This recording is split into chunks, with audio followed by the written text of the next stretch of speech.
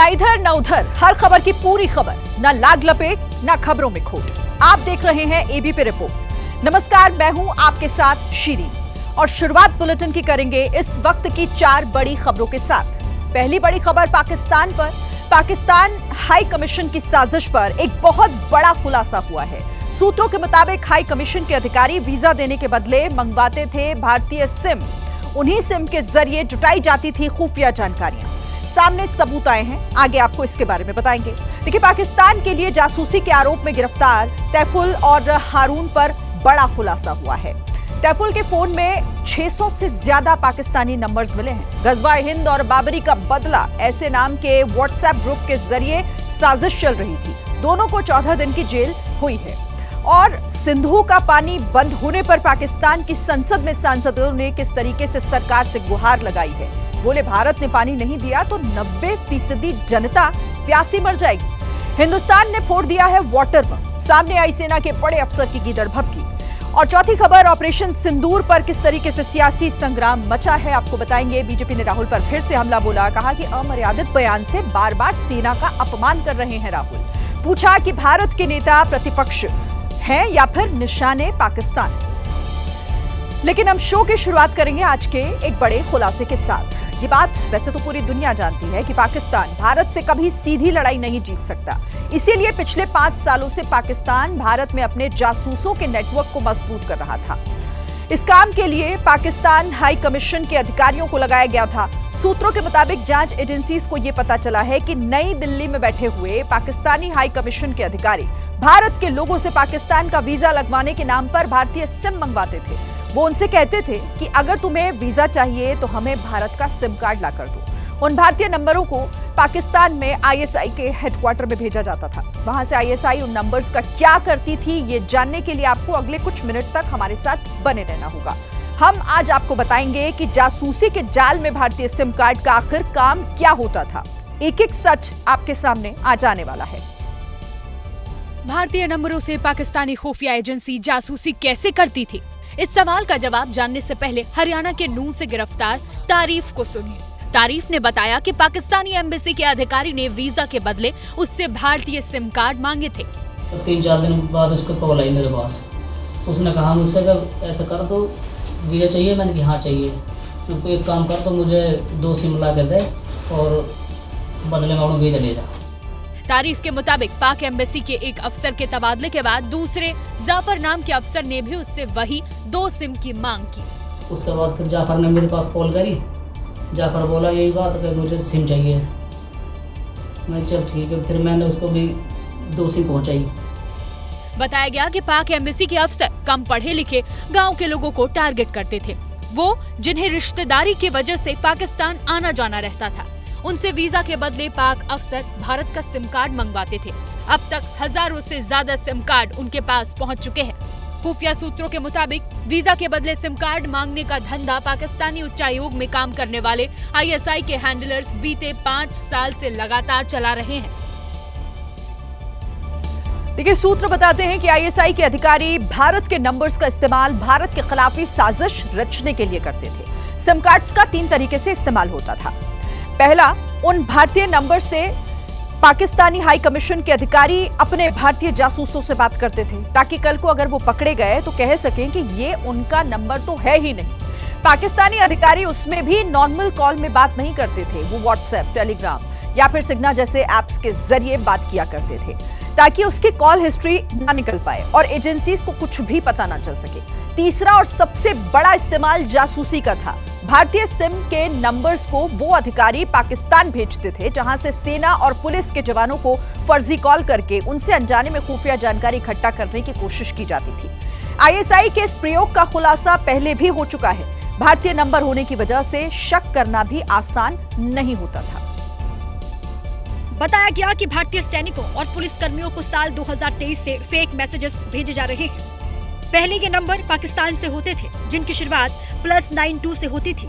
इससे आसानी से इन्हें पहचाना जा सकता था। लेकिन अब भारतीयों की सिम लेकर आईएसआई भारत के कोड +91 से शुरू होने वाले नंबर से कॉल करवा रही है। इससे कई बार लोग धोखे में आ जाते हैं। साल 2023 से भारतीय सेना के सैनिकों को, अफसरों को और उसके अलावा पुलिसकर्मियों को जो पाकिस्तान से आईएसआई के पास से जो स्पाईवेयर आ रहे हैं उनके व्हाट्सएप पर, वो सभी +91 डिजिट के आ रहे हैं। सूत्रों के मुताबिक इसके लिए पाकिस्तान में आईएसआई ने बाकायदा एक कमांड सेंटर बनाया। इस कमांड सेंटर में पाकिस्तानी उच्चायोग में पोस्टेड आईएसआई के हैंडलर्स की तरफ से दिए गए भारतीय नंबर आते हैं। फिर उन नंबर्स को हैकर्स को दिया जाता है। वो हैकर भारत में सैनिकों के परिवार को कॉल करते हैं। ये हैकर्स शुद्ध हिंदी बोलकर सैनिकों के परिवारों को झांसे में लेकर उनसे खुफिया जानकारी मांगते हैं। देखिए, भारत की खुफिया जानकारी लेने के लिए पाकिस्तान भारतीय सिमों का इस्तेमाल कर रहा है। छोटे सिम से बड़ी साजिश का खुलासा भी समय समय पर होता रहा। और देखिए, पाकिस्तान अपने हैकर से भारतीय सेना के परिवार वालों को कॉल करवाता है। कभी रक्षा विभाग का अधिकारी बनकर तो कभी किसी दूसरे विभाग का अधिकारी बनकर बात की जाती है। इसके बाद बातों ही बातों में उन्हें फंसाया जाता है। ये काम कई सालों से चल रहा है। अभी पहलगाम हमले के बाद भी भारतीय सेना की मूवमेंट पता करने के लिए ऐसा किया गया था।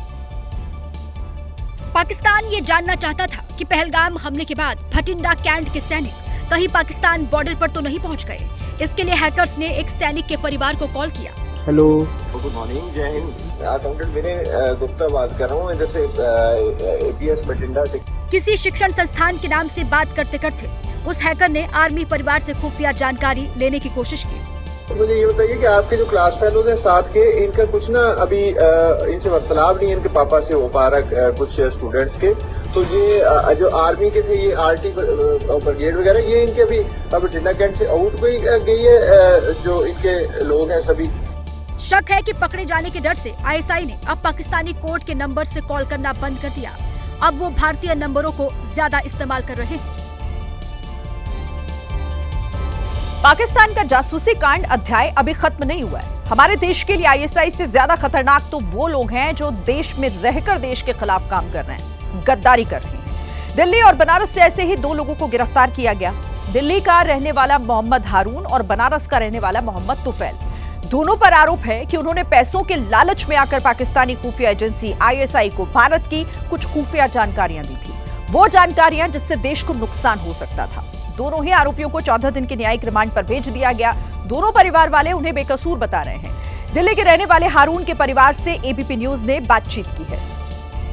दिल्ली के सीलमपुर से गिरफ्तार मोहम्मद हारून पर शक है कि वो आईएसआई के एजेंट के लिए पैसे जमा करता था, लेकिन परिवार उसे बेकसूर बता रहा है।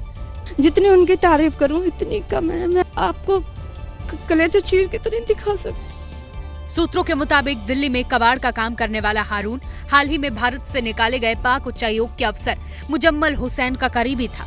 वो कई बार पाकिस्तान जा चुका था। वीजा दिलवाने के नाम पर अवैध वसूली करता था। आरोप है कि इसी की आड़ में वो आईएसआई के एजेंट्स के लिए पैसे जमा कर रहा था। हारून ने एक शादी पाकिस्तान में भी की थी। हाँ, बस उन्होंने शादी वहाँ पर करी है, वो मुझे पता है। परिवार का कहना है कि जिस अफसर से हारून वीजा लगवाता था उस पर आरोप लगे, इसलिए हारून का नाम भी बेवजह आ गया है। बस ये वीजा वो देता था, इस चक्कर में उसका नाम सामने आ गया, मुझे मिल गया। मोहम्मद हारून फिलहाल दूसरे आरोपी मोहम्मद तुफैल के साथ यूपी एटीएस की कस्टडी में है। इसी तरह वाराणसी के रहने वाले मोहम्मद तुफैल पर भी आरोप है कि उसने पैसों के लालच में पाकिस्तानी दूतावास के इशारे पर भारत में जासूसी की। तुफैल के राज तो दिल्ली के हारून से भी ज्यादा खतरनाक है। तुफैल के खतरनाक मंसूबों को पहचानते हुए यूपी एटीएस के अधिकारी चुपचाप सादे कपड़े में उसके पास आए और कुछ मिनटों के अंदर ही उसे बाइक पर बैठाकर अपने साथ ले गए। सूत्रों के मुताबिक तुफैल के मोबाइल में 600 पाकिस्तानी नंबर मिले। वो देश विरोधी वीडियो और पोस्ट भी डालते रहता था। उसने गजवाए हिंद, बाबरी का बदला जैसे नाम के व्हाट्सएप ग्रुप ज्वाइन कर रखे थे। और सबसे बड़ी बात, पतले दुबले शरीर का ये मोहम्मद तुफैल पाकिस्तान की एक महिला के संपर्क में था।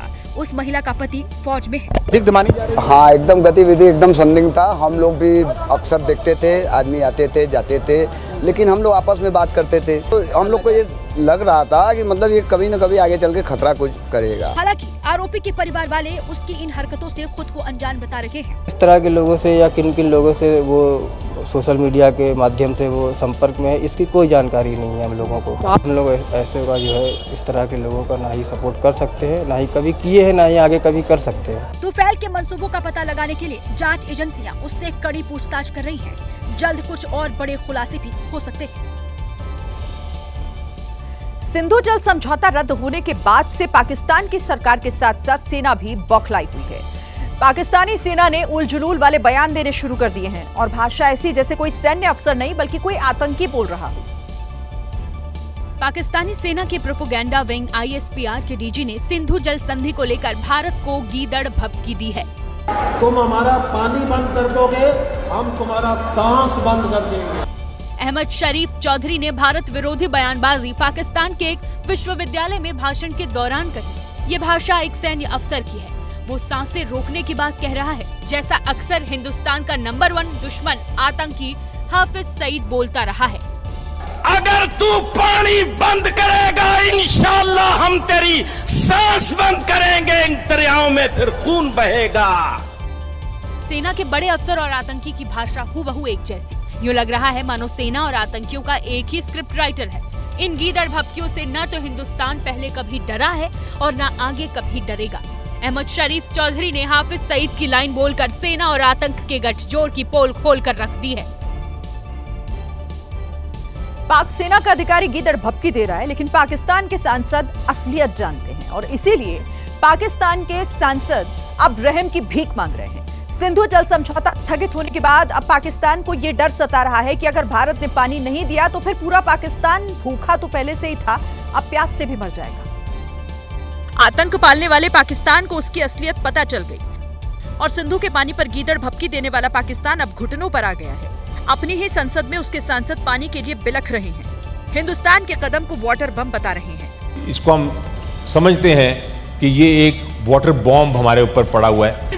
पानी रोकने पर हिंदुस्तान की सांसें रोक देने वाली बात करने वाले देश से त्राहिमाम की आवाजें आ रही हैं। सैयद अली जफर ने इसके बाद जो कहा वो पाकिस्तान की मौजूदा हालात की गवाही दे रहा है। वो बता रहा है कि हिंदुस्तान से पंगा लेकर उसने कितनी बड़ी गुस्ताखी की और इस गुस्ताखी की सजा उसे प्यास से तड़पना होगा।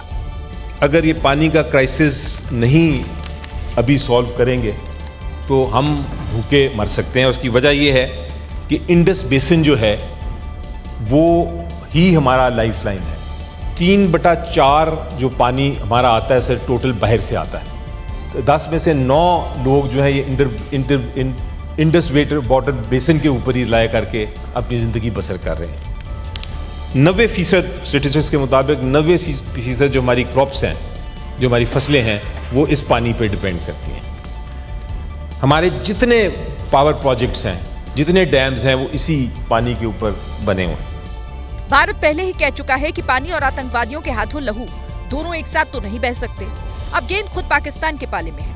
बंद करे आतंकवाद और फिर देखे दरियादिल हिंदुस्तान का दिल। लेकिन ऐसा करना आसान नहीं है, क्योंकि जिस देश में सेना ही आतंक की पौध लगाती हो वहां से आतंक मिटाना आसान थोड़े ही है। आसिम मुनीर ने भले ही पिटने के बाद भी खुद ही फील्ड मार्शल बन गए हों, लेकिन पाकिस्तान के हुक्मरान से लेकर वहां के राजनेता उनकी हर घिनौनी हरकत से वाकिफ हैं। जेल में बंद पूर्व पीएम इमरान ने मुनीर के फील्ड मार्शल बनने का मजाक उड़ाया है। तस्वीरें 2 दिन पहले की हैं जो रावलपिंडी से आई हैं। पहले पाकिस्तान को युद्ध में झोंका, फिर भारत से बुरी तरह मात खाई और जनरल आसिम मुनीर को इनाम मिला फील्ड मार्शल का। लेकिन बेशर्म मुनीर अब अपने ही मुल्क के नेताओं के निशाने पर हैं। इमरान ने आसिम का मजाक बनाते हुए सोशल मीडिया पर लिखा, माशाअल्लाह जनरल आसिम मुनीर को फील्ड मार्शल बनाया गया। हालांकि उन्हें किंग की उपाधि देना ज्यादा अच्छा होता, क्योंकि अभी देश में जंगल के कानून का राज है और जंगल में केवल एक राजा होता है। तो मैंने कहा देखिए, जिस मुल्क में जंगल का कानून हो तो उसके अंदर फील्ड मार्शल नहीं फिर बादशाह सलामत का खिताब होना चाहिए, क्योंकि यहाँ पे जंगल का कानून है, जंगल का बादशाह होना चाहिए। तो ये फील्ड मार्शल काफी नहीं है। इमरान खान यही नहीं रुके। उन्होंने आरोप लगाया कि पिछले 3 साल में पाकिस्तान का नैतिक और संवैधानिक ढांचा पूरी तरह से खत्म हो चुका है। वैसे पाकिस्तान कभी नहीं मानता कि बलूचिस्तान के साथ वो सौतेला व्यवहार करता है। पाकिस्तान खुद बलूचिस्तान विद्रोहियों का शिकार दिखने की कोशिश करता है, लेकिन पाकिस्तान के एक सीनेटर ने पाकिस्तान सरकार की ही पोल संसद के पटल पर खोल दी है। पाकिस्तान के सांसद उमर फारूक ने जो कहा बलूचिस्तान पर पाकिस्तान की हरकतों की गवाही है, उस झूठ का पर्दाफाश है जो पाकिस्तान की तरफ से सालों साल से बोली जा रही है। आप बलूचिस्तान में किसी को बोलने नहीं दे रहे। वहाँ पे अगर कोई भी बंदा अपनी बात करने के लिए आएगा, आप उसको बंद करते हो जेल में। उमर फारूक ने इसके बाद जो कहा वो पाकिस्तान की कायराना हरकतों की कलई खोलने वाला है। आज भी बहुत सारे लोग हमारे, बहुत सारी बेटियां हमारी आज भी जेल में। हमारा फौज अभी तक 9 मई से नहीं निकला।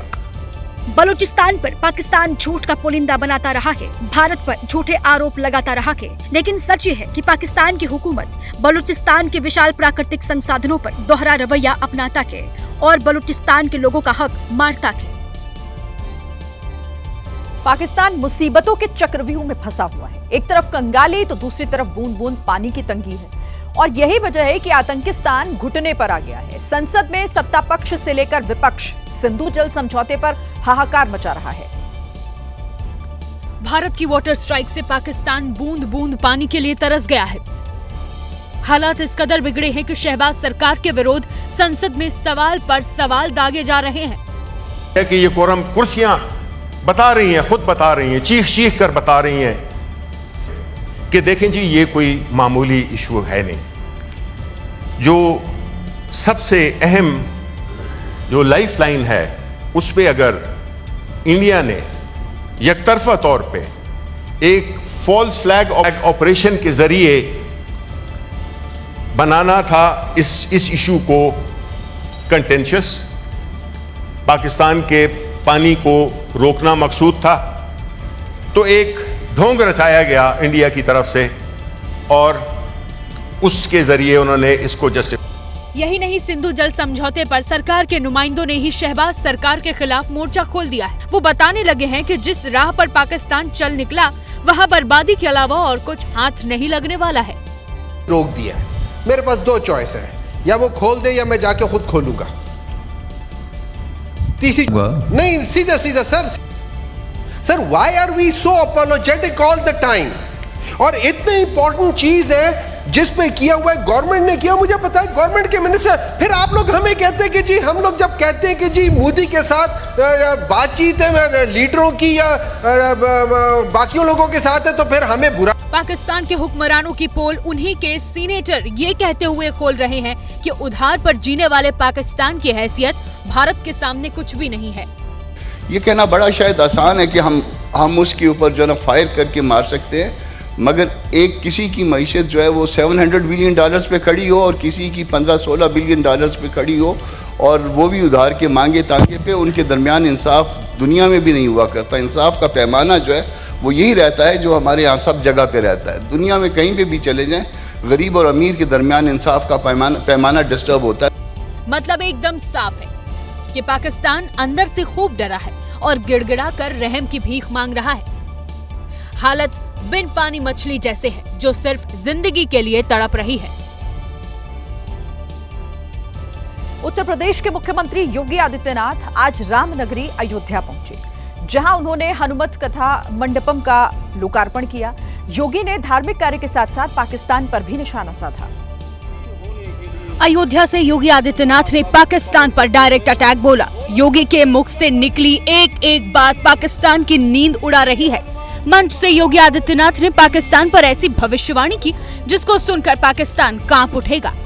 हमारे एक पूज्य संत ने घोषणा की थी, पाकिस्तान का आध्यात्मिक जगत में कोई अस्तित्व नहीं है, जिसका अपना वास्तविक अस्तित्व न हो तो वह कृत्रिम होता है, और कृत्रिम कोई भी चीज होगी उसकी एक निश्चित लाइफ होगी, उससे ज्यादा नहीं। 75 वर्ष बहुत जी लिया पाकिस्तान, अब उसका समय आ गया है। सीएम योगी ने 2 टूक कहा कि देश और धर्म के खिलाफ हिंदुस्तान एक शब्द भी नहीं सुनेगा। हमें इस बात को याद रखना होगा कि सनातन धर्म के कारण ही हमारा वजूद है, हमारा अस्तित्व है। हम सब कुछ स्वीकार करेंगे, लेकिन अपने देश और अपने धर्म के खिलाफ कुछ भी स्वीकार नहीं करेंगे। सीएम योगी ने देश की सुरक्षा में सेंध लगाने वालों के बारे में कोई भी जानकारी होने पर प्रशासन को सूचित करने को भी कहा।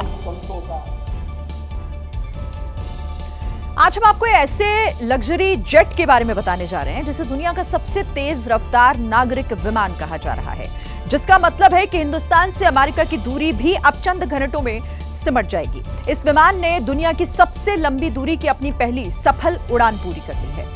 देखिए, इस प्राइवेट जेट का नाम ग्लोबल 8000 है। इसे कनाडा की जानी मानी कंपनी बॉम्बार्डियर ने तैयार किया है, जो 1161 किलोमीटर प्रति घंटे की रफ्तार से उड़ान भर सकता है और ये 51,000 फीट की ऊंचाई तक उड़ान भरने में सक्षम है। ये छोटे रनवे पर भी आसानी से टेक ऑफ और लैंड कर सकता है और इससे भी खास बात यह है इसमें कि ये बिना रुके करीब 15,000 किलोमीटर का सफर तय कर सकता है। इसके मायने यहां ये हुए कि एक बार ईंधन भरने के बाद भारत से सीधे अमेरिका और उसके आसपास भी आसानी से जाया जा सकता है। इस लग्जरी जेट में बड़ा किचन, सिनेमा, बेड, शावर और हाई स्पीड इंटरनेट जैसी सुविधाएं भी मौजूद हैं। इसकी कीमत 670 करोड़ के आसपास बताई गई और ये इसी साल के अंत तक डिलीवरी देना भी शुरू कर देगा। बात अब राजस्थान की, जहां कोटा में 4 दिन पहले जिन बदमाशों की वजह से इलाके में सांप्रदायिक तनाव फैला था, पुलिस ने उन्हें पकड़कर उनका जुलूस निकाला। कुर्सी पर बैठने के विवाद में बदमाशों ने युवक की हत्या की, तो पुलिस ने अब उन्हें बैठने लायक नहीं छोड़ा। सड़क पर लंगड़ा लंगड़ा कर चलने वाले इन बदमाशों ने 4 दिन पहले एक व्यक्ति की सिर्फ इसलिए हत्या कर दी थी क्योंकि उसने इन्हें कुर्सी से उठने को कहा था। दोनों पैरों में प्लास्टर लगाए घिसट घिसट कर चल रहा ये है मुख्य आरोपी आतीक अहमद। पुलिस ने इसका सिर मुंडवा दिया। वहीं बाजू में लाठी के सहारे चलने वाला उसका साथी दीपक है। इन दोनों ने मिलकर ही हत्या की थी। जब 4 दिन पहले संदीप शर्मा नाम के युवक ने इन्हें कुर्सी से उठने को कहा, तब उन्होंने गुस्से में उसे चाकू से गोद गोद कर मार डाला। इस घटना के बाद इलाके में सांप्रदायिक तनाव बढ़ा, आगजनी भी हुई। 4 दिन पहले तक इन्हें ना उठने की बीमारी थी, इसलिए इन्होंने हत्या भी की, तो अब पुलिस ने इनको उठने लायक ही नहीं छोड़ा। संदेश साफ है कि अब तुम बैठ बैठ कर ही चलो। मध्य प्रदेश के भिंड जिले के एक बीजेपी विधायक ने कांग्रेस के कार्यकर्ताओं को खुले मंच से अपशब्द कहे। राजनीतिक मतभेद में विधायक इतने आग बबूला हो उठे कि उन्होंने तलवार निकालने की बात तक कह डाली। जल्दी ही मैदान में, बिल्कुल आप चिंता मत करो, तलवार लेके धर ली पूरी। एमपी के भिंड जिले के लहार विधानसभा के विधायक अम्बरीश का ये गुस्सा कांग्रेस के कार्यकर्ताओं पर फूटा। जो लोग कहते हैं कि विधायक छुपता फिर रहा है, मैं उन चोरों को बता देता हूँ कि मैं दहाड़ूंगा तो जाएगी। दहाड़ने और डराने की धमकी देने वाले विधायक मुख्यमंत्री मोहन यादव के प्रस्तावित दौरे की तैयारियों के लिए कार्यकर्ताओं से मिलने पहुंचे थे। हाथी जब गन्ना मुंह में दबा के घूमता है तो उसके पीछे 40-50 ऐसे ही पड़े रहते हैं। खुद की तुलना हाथी से करने वाले विधायक ने कांग्रेस के कार्यकर्ताओं की खूब बेइज्जती की। और विपक्ष के कांग्रेस के से मैं कहना चाहता हूँ, बंद करो, वरना हमारी सूंड और पैर चल गया तो पता भी नहीं पड़ेगी कि कहाँ छूट गए। धमकियों से भरे विधायक का वीडियो अब सोशल मीडिया पर वायरल हो रहा है। इधर कानपुर के डीएम जितेंद्र प्रताप सिंह ने काशीराम अस्पताल का दौरा किया। डीएम के इस औचक निरीक्षण के दौरान अस्पताल में तमाम तरह की खामियां मिली। साथ ही अस्पताल के कई कर्मचारी ड्यूटी के समय गायब थे। डीएम साहब ने अस्पताल का एक एक कोना देखा, एक्सरे रूम में गए, अस्पताल के गलियारे में घूमे, स्टाफ का रजिस्टर देखा, इधर गए उधर गए और इसके बाद जो मिला उसको कैमरे के सामने सबको बताया भी। यहाँ पे करीब 200 का मेडिकल स्टाफ है। कुल 200 में से करीब 64 लोग एब्सेंट हैं यहाँ पे इस समय। जो सीएमएस हैं वो भी 9 बजे आए हैं, जबकि इसका समय जो है प्रातः 8 से 2 बजे के बीच में। डीएम ने जब अस्पताल का अटेंडेंस रजिस्टर देखा तो वो हैरान रह गए। दर्जनों डॉक्टरों के साथ साथ मेडिकल स्टाफ नदारद था। डीएम जितेंद्र प्रताप सिंह ने रजिस्टर में ही गोला लगाकर इनका वेतन रोकने का आदेश दिया। कई स्टाफ खुद ही लिख लेता है अपनी इमरजेंसी ड्यूटी या नाइट ड्यूटी, जबकि ये अधिकार तो सीएमएस का या सुपरवाइजर का होना चाहिए। वो किसको नाइट ड्यूटी असाइन करते हैं। पेशेंट सुबह 7-7:30 बजे आ गए और 9 बजे तक वो सिर्फ इंतजार कर रहे हैं डॉक्टर्स को। काशीराम अस्पताल में न सिर्फ कानपुर बल्कि आसपास के कई जिलों के मरीज अपना इलाज करवाने आते हैं। जिस तरह यहाँ अनियमितता पाई गई वो आंखें खोलने वाली है। अमेरिका की ट्रंप सरकार ने एक और चौंकाने वाला फैसला लिया है। जिस हार्वर्ड यूनिवर्सिटी में दुनिया भर से बच्चे पढ़ने के लिए पहुंचते हैं, वहां अब विदेशी छात्रों को एडमिशन देने पर रोक लगा दी गई है। कहा जा रहा है कि ट्रंप हाथ धोकर हार्वर्ड यूनिवर्सिटी के पीछे पड़ गए हैं, क्योंकि यूनिवर्सिटी उनके इशारों पर काम नहीं कर रही है। अब ट्रंप प्रशासन ने जो फैसला लिया है उसका असर दुनिया समेत भारत के भी उन छात्रों पर पड़ेगा जो हार्वर्ड यूनिवर्सिटी में पढ़ाई का सपना देख रहे थे। हार्वर्ड यूनिवर्सिटी का ऑफिशियल डेटा बताता है कि हर साल यहाँ 500 से 800 भारतीय छात्र पढ़ने पहुँचते हैं। फिलहाल इस वक्त हार्वर्ड यूनिवर्सिटी में 788 भारतीय छात्र पढ़ रहे हैं।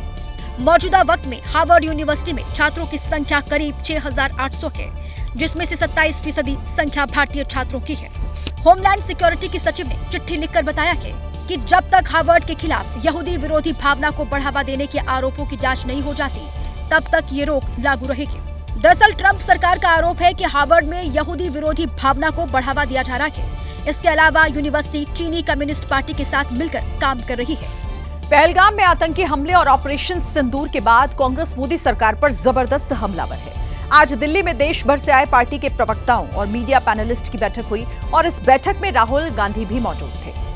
सूत्र बता रहे हैं कि राहुल गांधी ने अपने संबोधन में कहा कि पार्टी के प्रवक्ताओं को बीजेपी के ट्रैप में नहीं फंसना है। राहुल ने पार्टी प्रवक्ता से कहा कि बीजेपी की पिच पर जाकर ही बैटिंग करनी है। उन्होंने कहा कि बीजेपी तथ्यहीन पार्टी है और कांग्रेस के पास हर मुद्दे पर तथ्य हैं।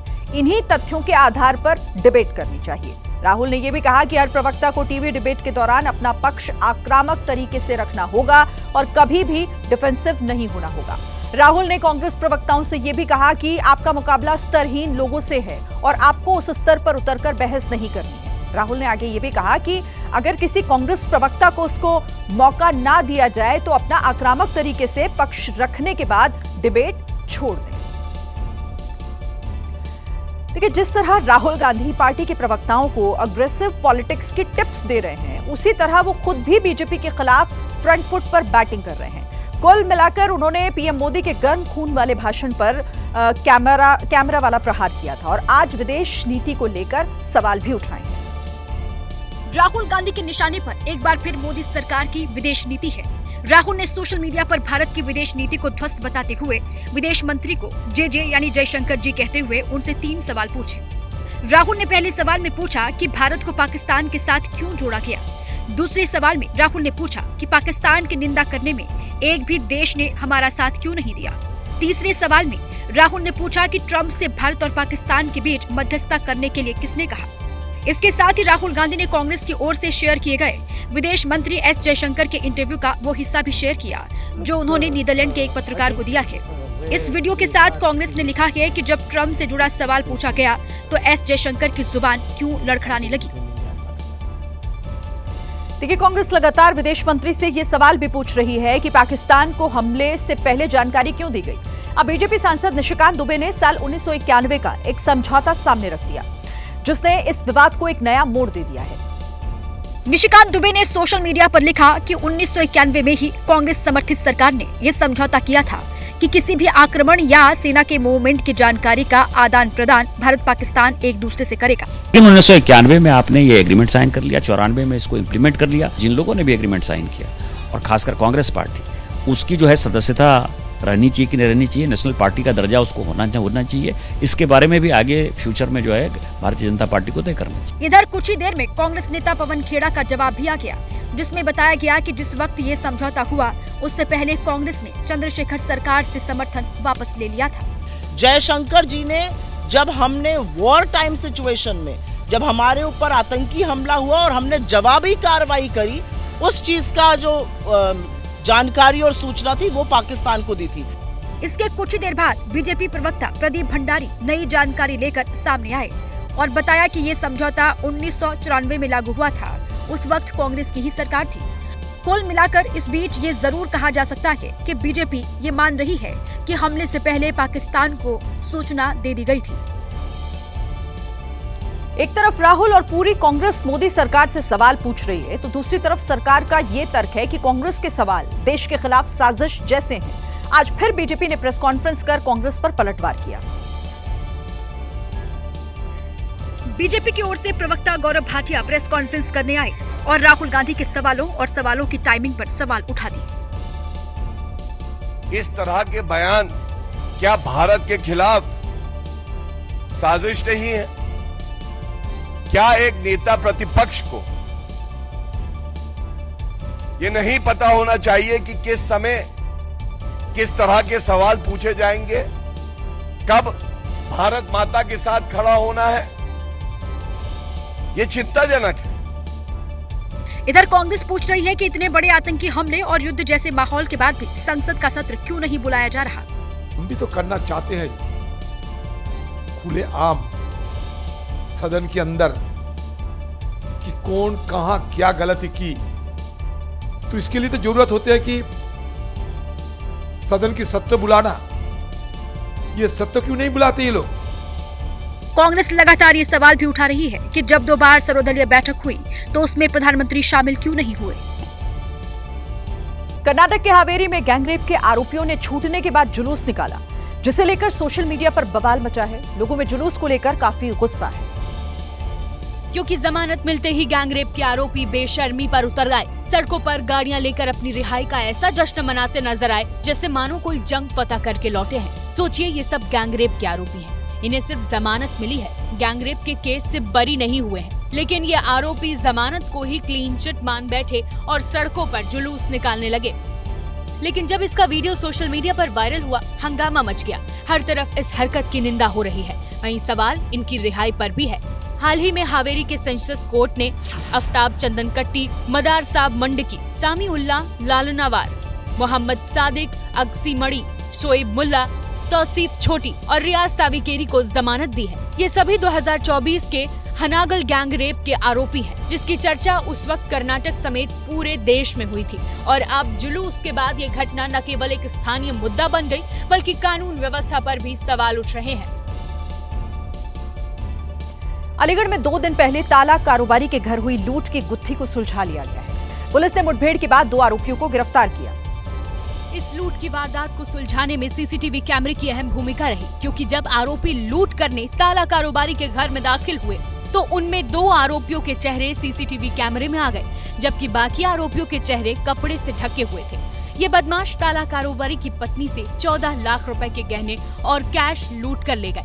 लेकिन जब सीसीटीवी की मदद से पुलिस ने आरोपियों की पड़ताल की तो मथुरा के पास लोकेशन मिली, जहां एक लाल गाड़ी का पीछा करने पर बदमाशों ने पुलिस पर फायरिंग कर दी। जवाब में पुलिस ने गोली चलाई तो 2 आरोपी घायल हो गए। पुलिस ने दोनों आरोपियों को गिरफ्तार कर लिया। संदिग्ध लाल गाड़ी को रोकने का प्रयास जब किया गया तब वाहन चालक ने वाहन की गति बढ़ा दी। इसी कारण थाना पुलिस की तरफ से वाहन का पीछा किया गया। कुछ दूर जाकर लाल वाहन मिट्टी में धंस गया, जिससे निकलकर 2 बदमाश शाहरुख पुत्र नईम तथा नवेद पुत्र शकील पुलिस पर जान से मारने की नियत से फायर कर भागने गए। पुलिस द्वारा अपने बचाव में आवश्यक कार्रवाई करते हुए 2 बदमाश घायल कर दिए गए। पकड़े गए आरोपियों के नाम शाहरुख और नावेद हैं। दोनों ही हिस्ट्री शीटर हैं। पुलिस ने दबोचे गए आरोपियों से लूटे गए गहने और पैसे बरामद कर लिए हैं और अब पुलिस इस लूट में बाकी के आरोपियों की तलाश में है।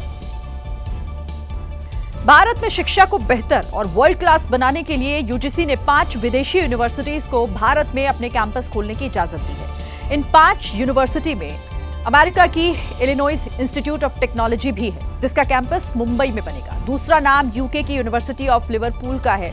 तीसरी ऑस्ट्रेलिया की विक्टोरिया यूनिवर्सिटी है। चौथी यूनिवर्सिटी भी वेस्टर्न सिडनी ऑस्ट्रेलिया की ही है, जो अपना कैंपस ग्रेटर नोएडा में खोलने जा रही है।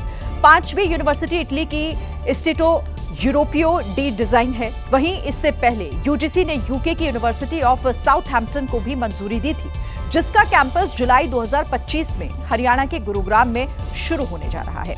आपको यहाँ ये भी बता दें कि ये सभी दुनिया की नामचीन यूनिवर्सिटी में से एक है।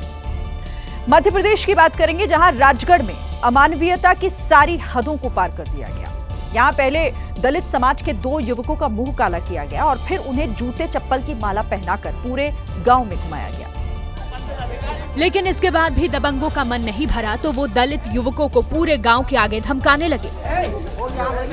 तस्वीरों में देख सकते हैं कि मुंह काला किया है, गले में चप्पलों की माला है। दलितों के साथ अमानवीय घटना का ये वीडियो 13 मई का है, लेकिन सामने अब आया है क्योंकि पीड़ित पक्ष ने दबंगों के डर से पुलिस में शिकायत ही दर्ज नहीं कराई और पुलिस भी मामले को टालने में लगी रही। लेकिन जब इस घटना का वीडियो सोशल मीडिया पर वायरल हुआ तो पुलिस को मजबूरी में एक्शन लेना पड़ा। एक सभ्य समाज में इस प्रकार की घटनाक्रम न केवल निंदनीय है परंतु बहुत इलीगल है और मुझे लगता है कि जितनी कठोरतम कार्रवाई न्याय के अनुसार हो पाएगी वो हम इसमें करेंगे और हम सुनिश्चित करेंगे कि भविष्य में कोई भी व्यक्ति इस प्रकार का कृत्य करने से पहले 2 बार सोचे। पुलिस ने आरोपियों के खिलाफ SC/ST एक्ट के तहत मामला दर्ज किया है। वही मामला जमीन पर कब्जे का बताया जा रहा है, क्योंकि पीड़ित के पिता ने गांव के कुछ लोगों से 6 लाख रुपए उधार लिए थे, लेकिन उधार चुकाने में देरी हुई तो दबंगों ने पीड़ित की 10 बीघा जमीन पर कब्जा कर लिया। जब पीड़ित पक्ष ने इसका विरोध किया तो दोनों दलित युवकों को मुंह काला कर पूरे गांव में जूते की माला डालकर घुमाया। कर्नाटक के बेलथांगडी इलाके में एक जंगली हाथी सड़क पर आ गया, जिसे देखने के बाद रास्ते से गुजरने वाली गाड़ियों के लोग उसके साथ सेल्फी लेने की कोशिश करने लगे, जिसका वीडियो वायरल हुआ। दक्षिण कन्नड़ जिले के बेलथागड़ी तालुक की ये तस्वीर सोशल मीडिया पर तेजी से वायरल हो रही है, जहां बीच सड़क पर एक जंगली हाथी दिख रहा है। ये हाथी सड़क के किनारे लगे पौधों को खाने की कोशिश कर रहा है, तो सड़क पर दोनों ओर गाड़ियां खड़ी दिख रही हैं, जिस पर सवार लोग जंगली हाथी को देखकर बाहर निकल आए और उसकी फोटो खींचने लगे। इस दौरान कुछ लोग तो हाथी के साथ सेल्फी लेने की कोशिश करते भी दिखाई दे रहे हैं। ये लोग जानते हैं कि जंगली हाथी के साथ मस्ती करना उनकी जिंदगी पर भारी भी पड़ सकता है। बावजूद इसके ये सड़क पर उसकी तस्वीर खींचते और सेल्फी लेते दिख रहे हैं। ये वीडियो अब सोशल मीडिया पर वायरल है, जिस पर स्थानीय लोगों का गुस्सा भड़क गया है।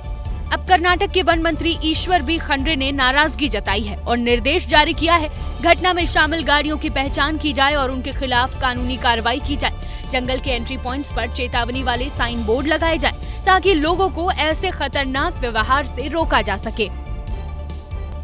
तो ये थी आज की एबीपी रिपोर्ट। कल भी जारी रहेगी खबरों की खोज। तब तक के लिए आप देखते रहिए एबीपी न्यूज। नमस्कार।